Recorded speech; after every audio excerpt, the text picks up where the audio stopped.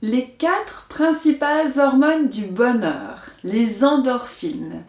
Hello coucou, je vous propose de découvrir quelles sont les 4 principales hormones du bonheur, leurs effets, les actions qui permettent de les déclencher.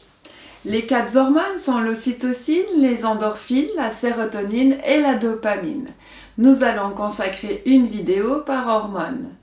Aujourd'hui, nous allons parler des endorphines.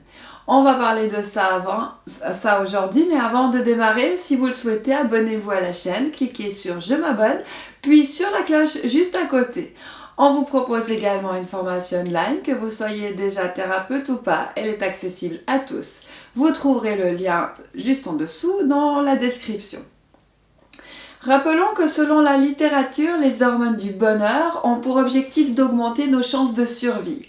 On dit que c'est des hormones du bonheur car elles provoquent des sensations et des émotions agréables. Les endorphines sont liées au corps. Les effets des endorphines. La douleur physique est ce qui libère l'endorphine. L'endorphine va masquer la douleur pendant un court moment, ce qui contribue à la survie en permettant de se mettre à l'abri. Le risque est que pour obtenir cette sensation agréable liée à l'endorphine, certaines personnes aillent au-delà de leurs limites afin de pousser leur corps à bout et déclencher la sécrétion d'endorphine. Cette stratégie n'est pas une bonne solution pour contribuer à la survie. Pousser le corps à bout va l'user, le fatiguer prématurément. L'endorphine n'a pas évolué pour nous permettre de nous faire du mal, mais pour nous soustraire en fait à la douleur, le temps d'assurer notre survie ou celle de personnes auxquelles nous sommes attachés. Se mettre à l'abri, fuir, sauver quelqu'un.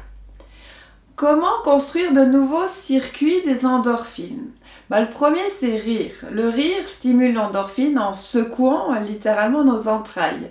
On conseille de trouver quelque chose qui nous fait rire et de consacrer du temps à cette activité.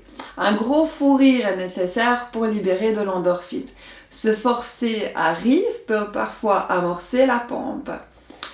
Trouver ce qui nous fait rire peut s'avérer des fois difficile, mais nous pouvons considérer cette recherche comme une hygiène mentale pour avoir une dose de rire quotidienne.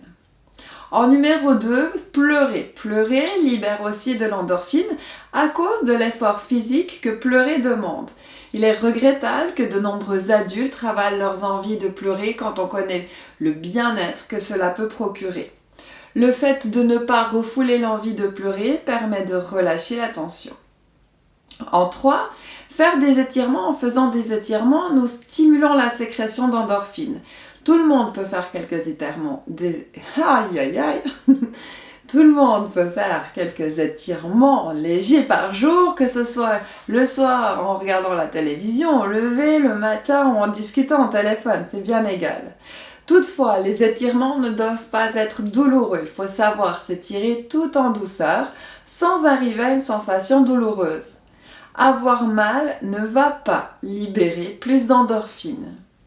Voilà les amis, en commentaire si vous avez aimé ce sujet et je vous dis à tout bientôt pour découvrir l'ocytocine. Salut à tous, bye bye!